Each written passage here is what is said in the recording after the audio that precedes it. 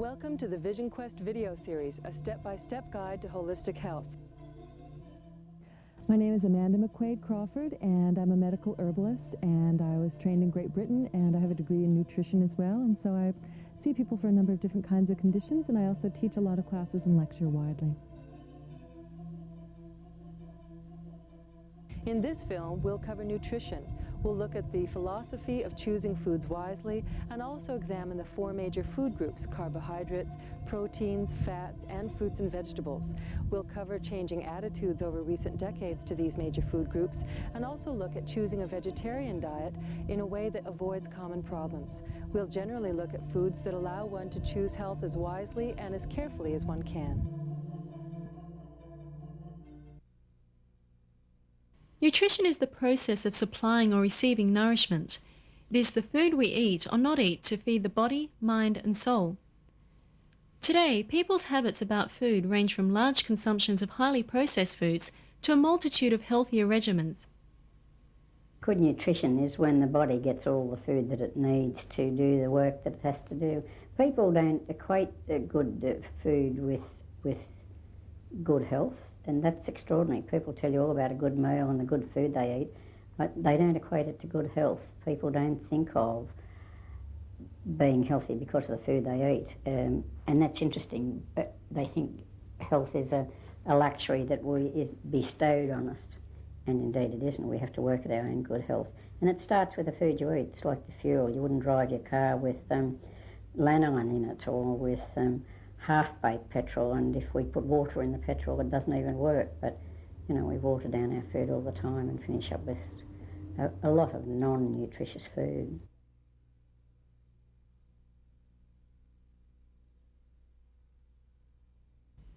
Food is so basic to life that, along with herbs, it was our first medicine. In primitive times, obtaining and consuming natural fresh food was where most of humanity's time and energy was spent. However, in recent years, during the 1940s, 50s and 60s, researchers have begun putting together a picture of the proteins, carbohydrates, fats, vitamins and minerals in our diets and started to manufacture processed or refined foods. This seems to be where all the confusion started to occur. Chemical professors such as Linus Pauling began publishing scientific papers describing specific biochemicals such as vitamins and minerals and their relation to so-called optimum dietary requirements. In the US, the Food and Drug Administration was established, regulating dietary supplements, while legislative and scientific battles raged over dietary deficiencies and the ignorance of nutrition. Various national associations published findings on the so-called benefits of restricting sugar, sodium, and substituting fats with polyunsaturates. Quick to exploit anything that motivated sales, commercial food producers began promoting the cancer, heart disease and cholesterol prevention factors of their products. Combined with the advent of fad diets, exercise regimes such as high-impact aerobics, and the media continuously changing and contradicting former beliefs, the consumer has been left with nothing but confusion. People think that you can graze, they think that you can eat along the way, they think if you eat a lot of carbohydrate. There's been a lot of books written about eating high carbohydrate diets, and a lot of people come to me and say, but I read that I can eat a kilo of pasta a day. Well, if you wear a kilo of pasta a day, you wear it on your backside. You can't eat a kilo of pasta a day unless you're exercising, and that's what that book says. The gentleman that said, if you're going to run around Australia, you could eat a kilo of pasta a day. Well, sure, are you going to run around Australia? I'm not. I walk upstairs and downstairs and very little else. If I eat a kilo of pasta a day, I soon won't fit in the chair, and that's part of today's problem. A lot of people who no longer fit in a chair.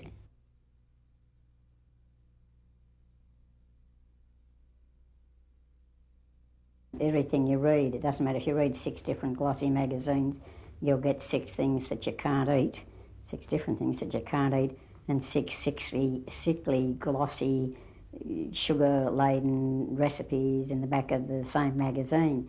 It's an interesting dilemma when we see the role that magazines play in people's lives.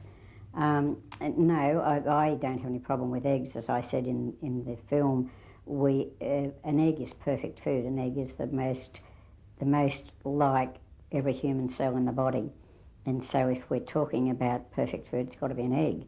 It has cholesterol in it, of course, as does every cell in our body. The energy in our cell creates cholesterol. When it's broken down, it creates the problem with cholesterol. Without it, you've got no energy. If your cholesterol gets too late, you're like norm, you're too tired to move. The other thing that there is in a cell is lecithin, or the essential fatty acids that break down the cholesterol so it can be got rid of in the body.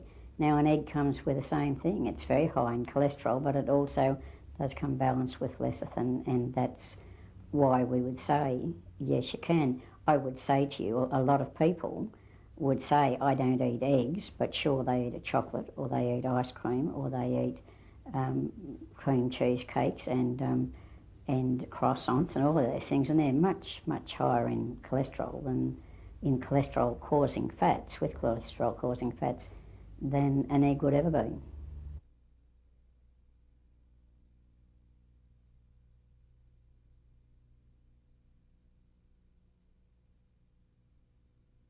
Essential good diet begins with 3 well-balanced meals a day, including breakfast, lunch and dinner from fresh and wholesome foods cooked and prepared properly.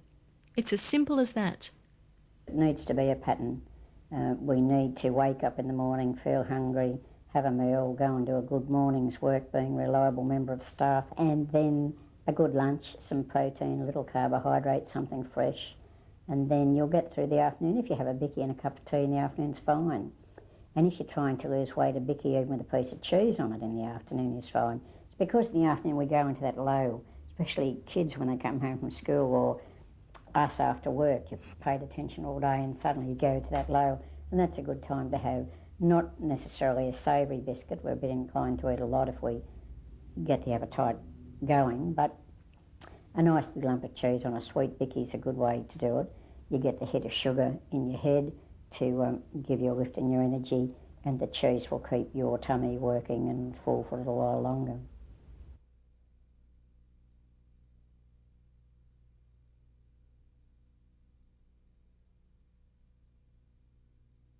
Healthy eating means choosing foods that contain all the nutrients that a body needs to grow, repair itself, and carry out vital chemical processes. A good diet must also provide enough energy to stay fit and active. Different people require different amounts of foods depending on their age, way of life, and metabolic rate. However, there are certain nutrients that everybody needs from the 4 basic food groups. The 4 foods are essential. We have to have some of the 4 foods every day and at every meal. And the 4 foods are fruit and vegetables, from which we get our vitamins, minerals and bulk, carbohydrates, from which we get our energy, and they should be less refined. So it's not the cakes and the bickies and the buns. We're not talking about those. They're valueless foods.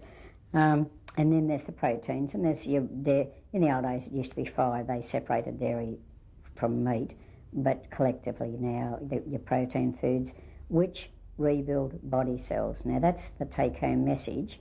We're only as good when we get to be 80 as the protein we ate way back then. And so people who aren't eating enough protein now will be sicker sooner, will be senile sooner, or will be dead sooner. You've got 3 choices. And for a lot of people, that senility is really where they get to. They lose their memories. People get older, they lose their memory. Now, brain cells are built with protein in exactly the same way. You get people say, I'm brain tired and I just can't, and I can't remember, and all of these other things. And you find they're just on highly refined diets and give themselves a tremendous lift with sugary things. And it doesn't build brain cells, it doesn't build body cells, it doesn't build sound babies.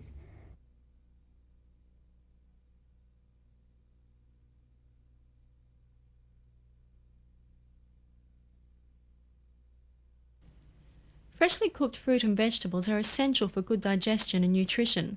Fruits and vegetables should be eaten with every meal. Some fruits and vegetables, such as bananas and mangoes, contain a high degree of natural sugars and therefore can provide us with a natural source of carbohydrates. Carbohydrates, especially in their natural unrefined form, are highly nutritious and provide the most immediate source of energy to our bodies. The body breaks down carbohydrates into simple sugar glucose. This is then either used immediately to provide energy or stored in the muscles or liver. An excess of glucose is converted and stored as fat and can lead to obesity. Nowadays, refined sugars are a major source of carbohydrates, however, are too often eaten in excess. Carbohydrates do give us energy, instant energy. However, many sources of carbohydrates, especially those containing starches such as carrots, breads and cereals, are quickly absorbed by the stomach and do not satisfy our hunger, even if eaten in large quantities.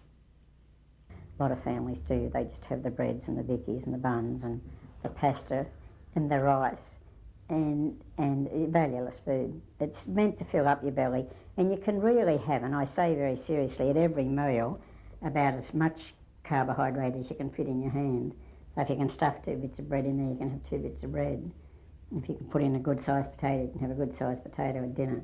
If you put that much pasta or a rice in there and then cook it, then you'll have plenty of pasta and rice too. It's because people have great big pasta meals with a little bit of vegetable on them that they go to bed hungry and tired and cranky and start eating rubbish as soon as they finish their dinner.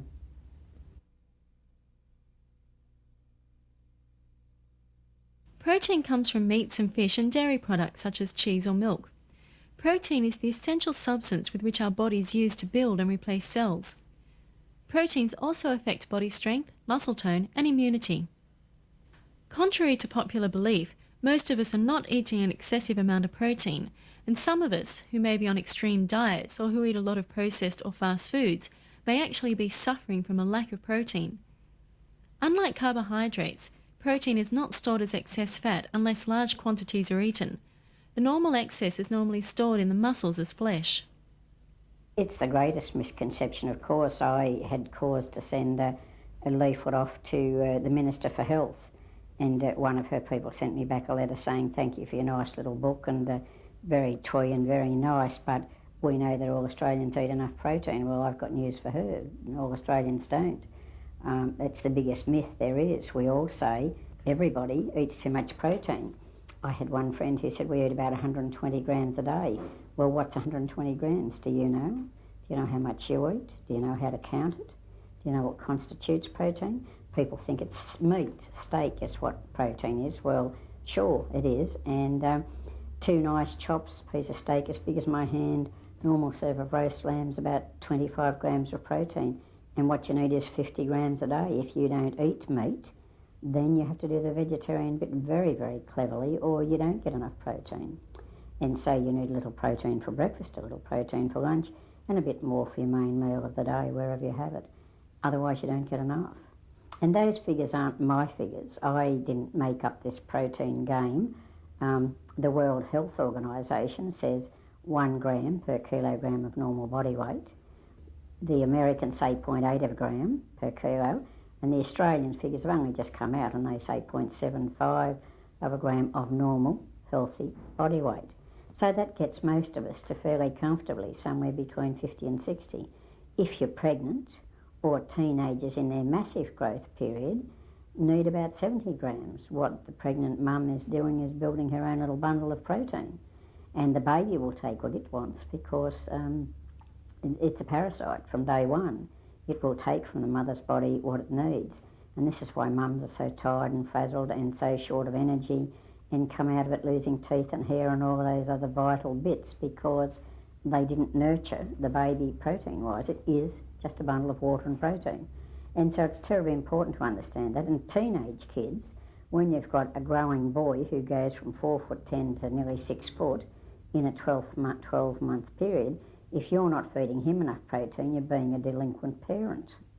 It's a time when kids need protein most, and it needs first-class protein, not junk.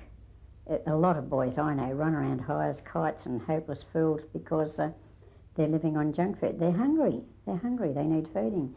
You don't give them a couple of little chops. You give them 4 little chops or a decent-sized piece of meat and extra cheese and milkshakes and sort of things that will build a sound body. I've watched kids go from 4'10" to 6'2" in 12-month period and have all sorts of problems.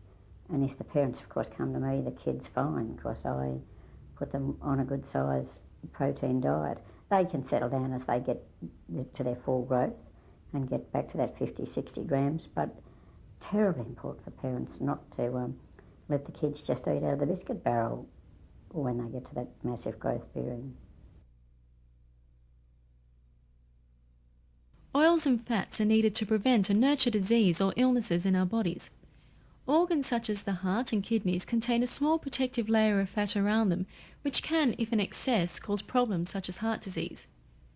Children require oils and fats for the development of the brain and organs. However, those who are obese or prone to heart disease should consume very small amounts of oils and fats.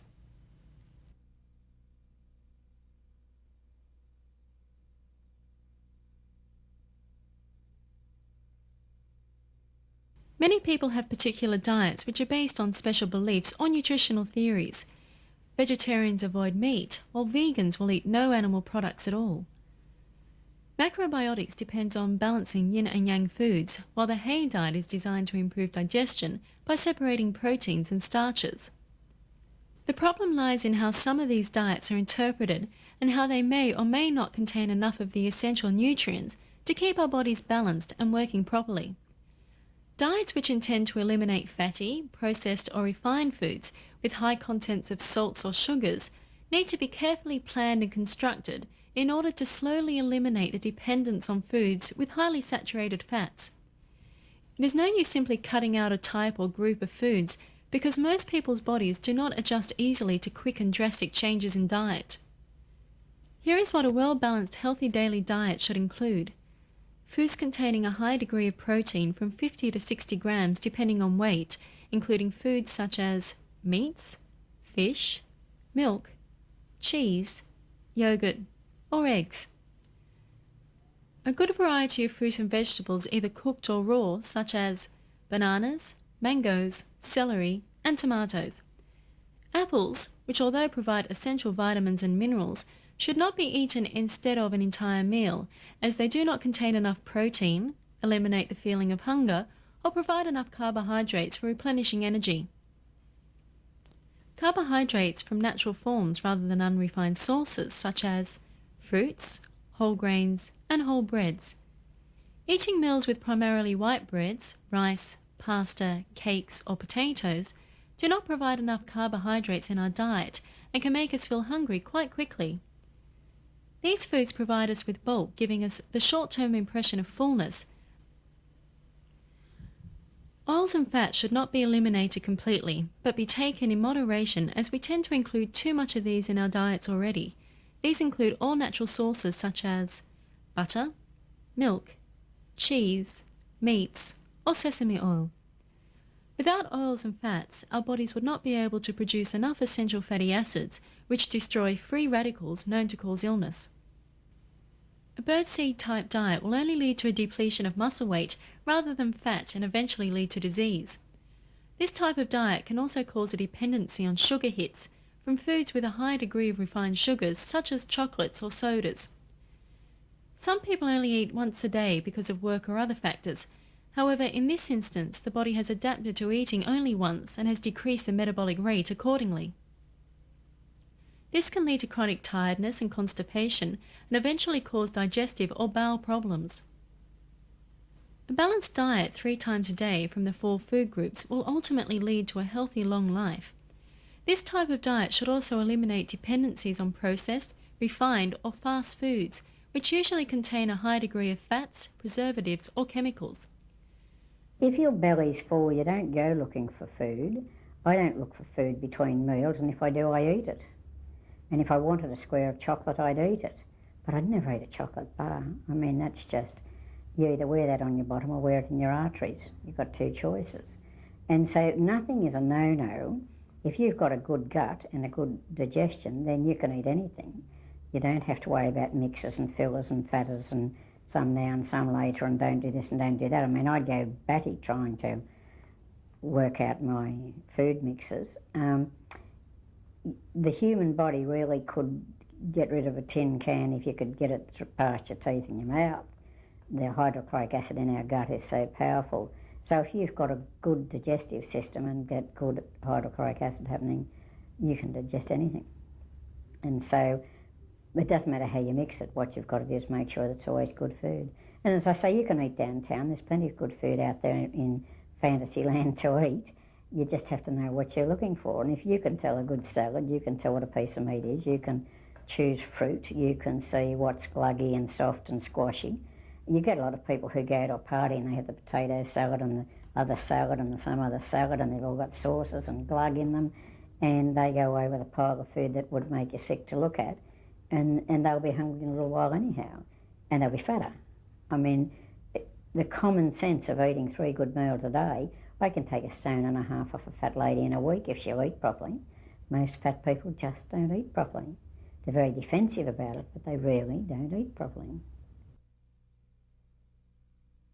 A good diet should also include regular exercise, which helps to move around toxins in the body, maintain muscle tone, and aid in digestion. Daily 30-minute routines comprising of walking or swimming are said to be the most beneficial exercises. However, caution is stressed before attempting high-impact exercise routines, as some may cause trauma to the spine. Heavy routines combined with inadequate diets in order to lose weight often cause a roller coaster effect, as the body's needs change constantly, and some may find themselves eating a stick of celery for lunch and crave 2 or more chocolate bars to sustain themselves until dinner. We should all exercise because that's part of good health. First we need to eat real food 3 times a day, then we need to exercise, then we need to sleep well, and we'll do that better if we exercise a bit and we eat properly. And we need to have a positive attitude, and all of those things are what good health are about. But for people who jog themselves into the ground and then go and have a couple of beers or a piece of chocolate cake is a joke. You've got to jog a lot further than than around the block for a piece of chocolate cake. And I've seen people who walk for half an hour a day and then go out for afternoon tea or for supper and eat a couple of bits of cake because they walked this afternoon. I mean, it defeats the purpose. If you're walking for good health, that's fine. But if you're walking so you can have a chocolate or a bit of cake tonight, it's a joke. It doesn't work. It's not what it's all about.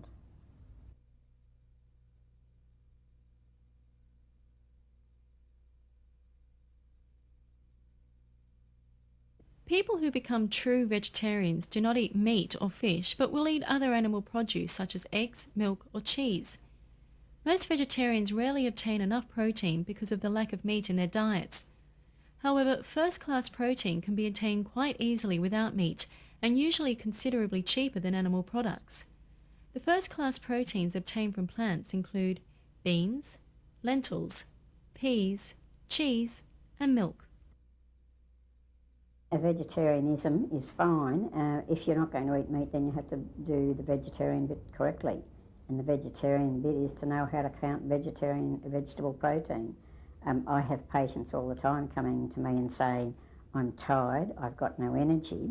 I eat well, but I've got no energy. So if we sit and count their protein, you'll find, of course, they're all short of protein. Most Australians are short of protein, contrary to popular myth.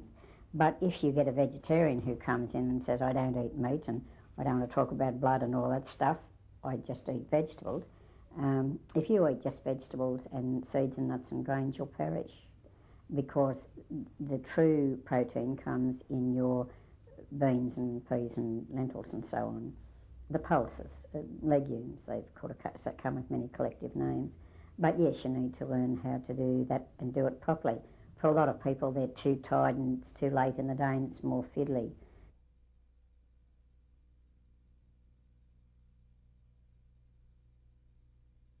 Organically grown food's great, it's just there's very little of it about. It's sort of a bit mythical in a lot of cases. You're very lucky if you can get the real organic stuff. Most organic food sort of gets to be blotty and scratchy and funny shaped and not very attractive. So shops are reluctant to sell it, and often you'll find that the organic food that you buy is not truly organic. If you get great, lovely, strong, unmarked bits of food, you can rest assured it's not too organic. The stuff you grow in your own garden, of course, you keep the slugs and the snails and the bits off and cut off the holes and cut out the bits in the tomatoes, and don't worry, but you can't do that in a shop. I bought some organic apples one day and they were awful. They looked too ugly, nearly even to eat. I was sure they were organic, but it wasn't attractive food at all. So there's organic and there's organic.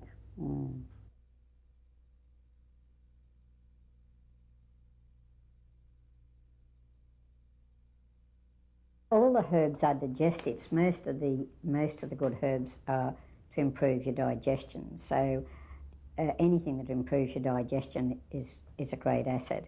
I don't use a lot of herbs in cooking because I cook fairly simple, fresh food. But yes, there are always garnishes, like a little bit of parsley I would always put in my scrambled egg. The salads are improved by adding parsley and chives and bergamot, and so that there's a whole range of beautiful flavours you can do. But you find that most people use herbs as a garnish and it goes in the bin. It always staggers me how many people take a bit of parsley off their food and leave it on the plate, and it goes in the bin. Often even the pretty, the decorative bit of lettuce and tomato and trim on the side, people eat the big sandwich or the big focaccia off the middle and leave that lovely little bit of salad on the side. Great pity. Focaccias are just too much bread for the average person. It's just obscene to watch somebody eat a great big double lot of focaccia. And it's a great pity too, because especially as we've got a problem with weight anyhow.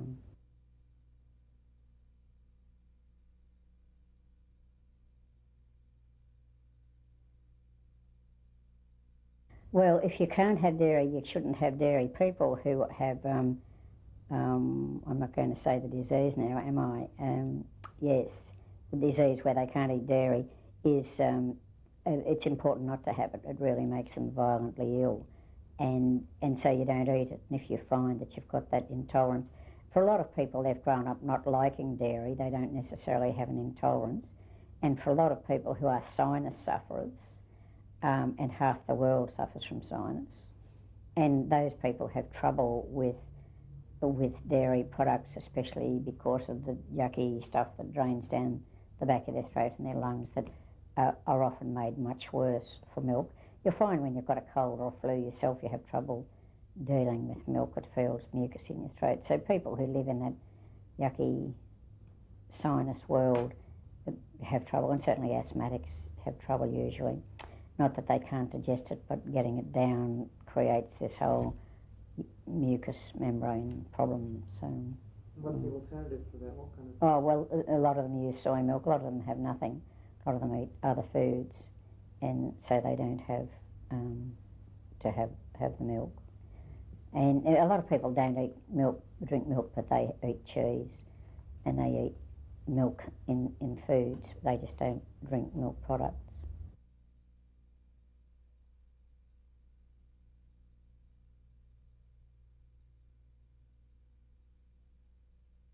When we talk about fast food, what we're talking about is a lot of good food that's fast food and a lot of very bad food. The bad part of fast food is that everything's raised with sugar now. The buns and the cakes and things are all raised with sugar. In the old days, when we made bread, we raised them with yeast.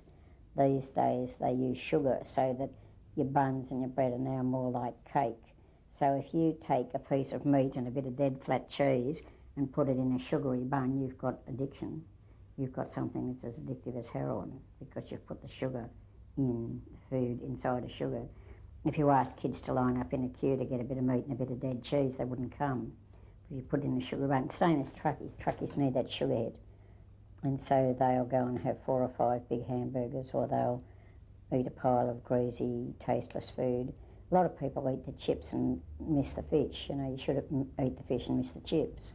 And I say to people all the time, give me 4 or 5 chips, and they say, oh, I can't do that. Well, of course they can. They can pick up 5 chips and put them with my bit of fish. What they're saying is, I can't charge you if I give you 5. Well, I'd happily pay my $1 for 5, rather than give me a great big packet, one that people will eat, or I throw in the bin. It's just dopey. It's like a half a piece of cake when you go out. You know, if I go and have some coffee and cake, I don't want a wedge of cake that's enough to put me in the cemetery about 10 years sooner than I want to go. I want a little sliver, but you try buying a sliver of some nice cake, it's like, too hard basket. So I buy a big piece of cake and I cut off the sliver I want and I leave the rest to go in the bin. It's grossly wasteful. It'd be worse if I ate it. I'd be fat as and fit in the chair.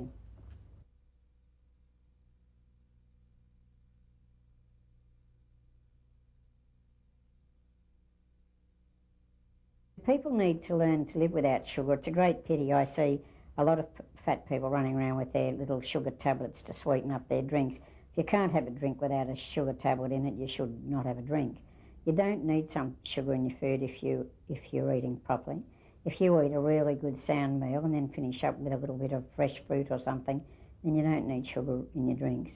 It can make no case for sugar at all. Nobody could say one reason why people need sugar. Not one reason at all. In fact, most of our modern Western diseases come about from our consumption of sugar. Certainly our obesity and our heart disease, and a lot of the bowel and stomach diseases are from that overconsumption of sugar, and that's well and truly recorded. It's not something that is my hobby horse. It's out there to be found easily. Well, then how do you get rid of that sugar sensation, that need for sugar? Well, I don't know. I've never had a sensation for sugar. It's only habit like everything else. I can remember when I was 7, stopped having sugar because Daddy didn't take sugar, and that's a fairly good reason. Stop doing it. People give up smoking and give up alcohol and give up lovers and give up all sorts of things. Giving up sugar's a small price. Best thing you'll do is to give up the sugar. Don't need sugar in a cup of tea any more than you need sugar on anything. On your dessert or sickly sweet things. It really just, the body does not need sugar. If you're well fed, you eat your energy foods.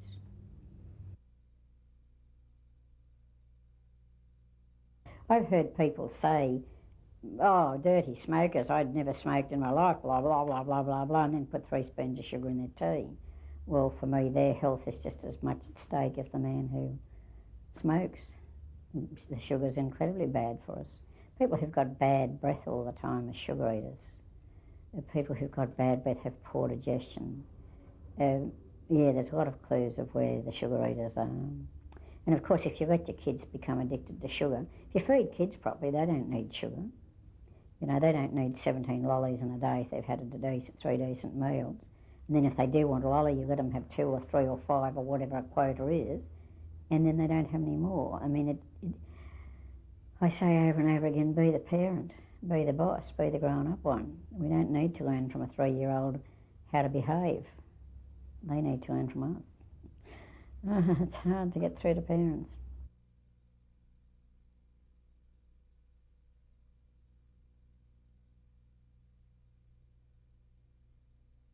No, salt's one of those things that you don't need too much of.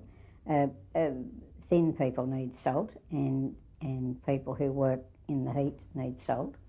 And in the summertime we all should have tomato juice for lunch, because when we sweat it's our salt we lose too. Every cell in the body is bathed in potassium and sodium.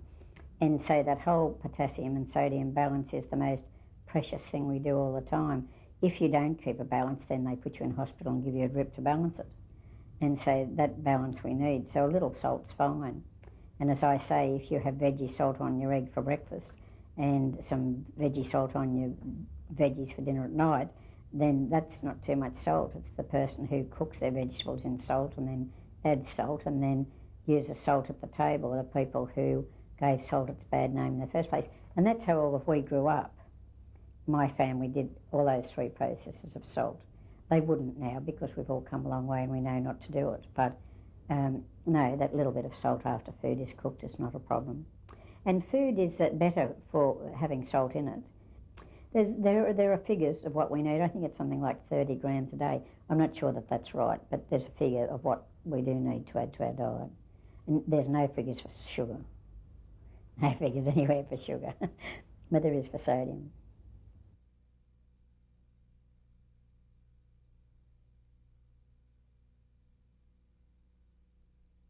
It costs about between 10 and 15 cents for a superb serving of delicious vegetarian food. It probably costs you anything up to $2 a serving for meat.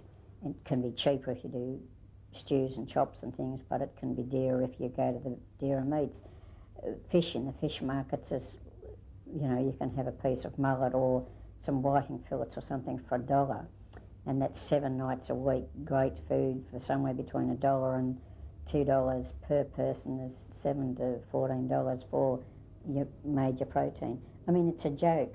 People spend a fortune on toilet rolls and paper towels and tissues and dog food. You know, the biggest selling item of all in every supermarket in the whole wide world, bar none, is dog food.